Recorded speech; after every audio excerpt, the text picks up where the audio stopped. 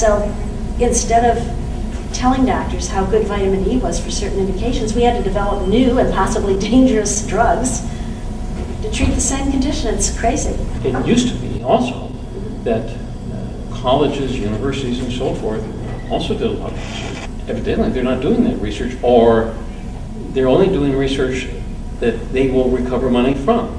Yes. So they're not doing the basic research that used to be happening. Well, and actually, drug companies used to do a lot of basic research. When I worked for the Upjohn Company, I started out in a department that did more or less basic research. Now, granted, it was on compounds that the company was especially interested in and hoped one day that they might be able to make drugs, but that was very far down the road. So what's happened with all these regulations, the drug companies can no longer afford to do any kind of research at all. They simply develop drugs. And either the universities or the private sector have to do this research, and then they find something, but they can't develop it because it's so expensive. So then they go and hand it off to the drug companies, which have basically become development companies. It's kind of crazy because it's so much wasted money. Like the universities used to test vitamin A. Yes. No, you could at a certain dosage, it helps to prevent this or that. And yet, they're not doing that anymore. Well, that's right, and that's because of a change in the law that happened in the 1980s that allowed universities to actually patent their research. Yes. Now, before 1962, and even when I was employed at the Upjohn Company in the mid-70s, we were still developing some compounds without patents because these regulations were just kind of starting to ramp up. But now, it's impossible to develop a drug without a patent. Well, what was happening is all of a sudden, there were no new drugs coming out.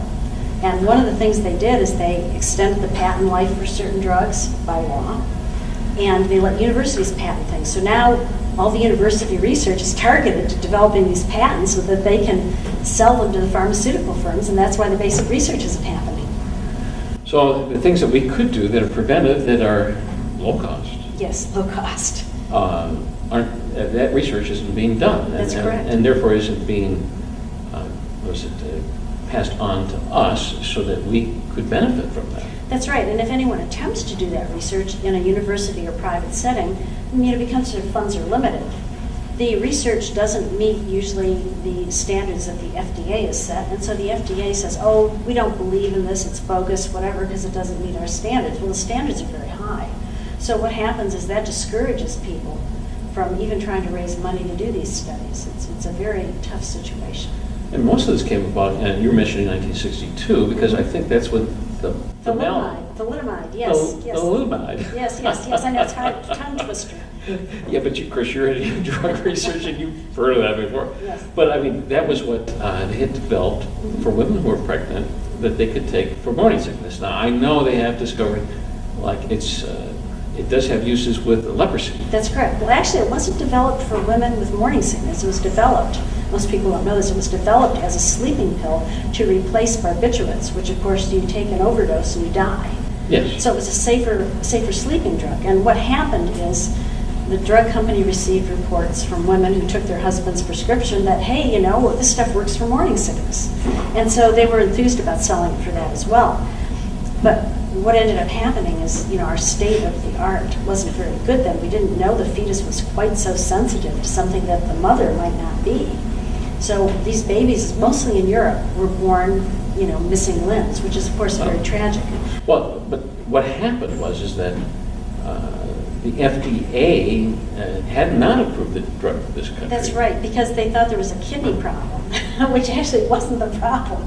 Yeah, it was the right thing for the wrong reason kind of thing, which is fine, better that than the opposite. But they started touting themselves as being this wonderful agency. That's right. That prevented all of these horrible deformities that were found in European children. Now, the European Medical Society, my gathering is, they took from this episode is that you try not to prescribe anything for pregnant women. Yes, that's exactly right. And what most people don't know is we've had an American thalidomide here, and nobody knows about it because nobody's been talking about it. So let me share it with your listeners. It's very important. And again, shows how this regulation backfires.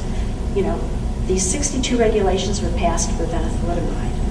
But as I mentioned before, they prevent prevention.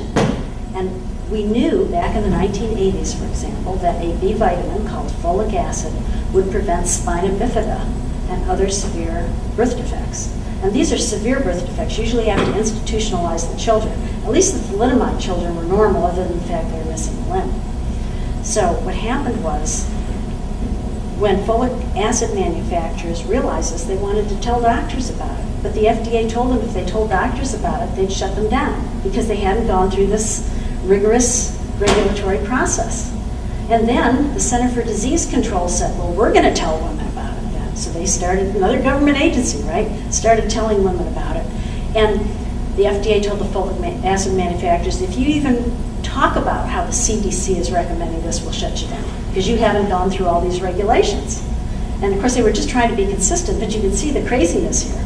Well then, the FDA finally said, gee, well, women need to take folic acid. We will demand that all cereal manufacturers put folic acid in their cereal. So that's what they did. Well, what happens if you don't eat cereal? Well, that's it. So women were not getting the right dose. And the number of infants that were probably affected by this are huge. I think I estimated something like 25,000 children were either aborted or put in, well, actually, I don't even think I counted the abortion. I think I just counted the deformities, were born deformed. And if you think about the thalidomide tragedy, that was a big tragedy. That was 10,000 children. So the FDA, by forbidding folic acid manufacturers from talking about this and educating the American public, because women have to take it before they even know they're pregnant, because it's in the first few weeks of pregnancy. So by saying this, the FDA actually caused an American thalidomide, but nobody knows about it. Nobody knows about this tragedy. They don't realize that it could have been prevented. And they don't know about it because the media is licensed. Mm-hmm. A TV station can have their license pulled under FDR. Conservative talk radio stations disappeared because they told them that if they talked conservative talk on a radio show, they would pull the license. Mm-hmm. One of them did. They pulled the license, and suddenly we had liberal talk show stations. And to say that it's a new phenomenon is ridiculous. Since under Reagan finally put people on the FCC that finally allowed conservative talk radio shows. I wasn't aware of that. So it's not a new phenomenon. It would have been there all the time, except liberals don't believe in freedom of speech. Mm-hmm. They believe that they have the right to say things, but nobody else does. Mm-hmm. Well, we're libertarian. Yes, yes. Libertarians believe in one thing, liberty. Yeah. I talk to people, and they like liberty. They think it's a great idea. They have no idea what it is. Mm-hmm. They want it for themselves, but they won't give it to anybody. Mm-hmm. Well, see, that's the thing. We're afraid to give other people freedom because we think they're going to do something horrible to us, and yet we want it for ourselves. And of course, the solution is if somebody actually does harm you. For example, we're talking about pharmaceutical companies. Let's say a pharmaceutical company says, "Oh, we've tested this and it's perfectly safe," and you take it, and of course they've never tested it. It's not safe. You get sick. What do? Well, in a libertarian society, what would happen is you could sue them for fraud. They lied to you, and you took that drug and got sick, and you could get full compensation. To make sure that everything was done that could be done to take care of you.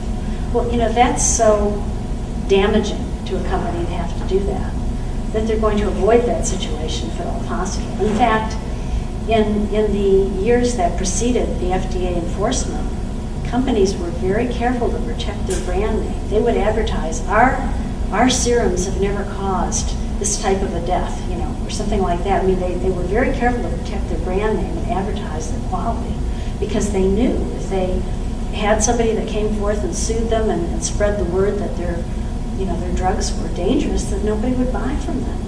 And that brand name protection is no longer really part of our drug culture. We don't even think of it when we go to the pharmacist. No, we don't.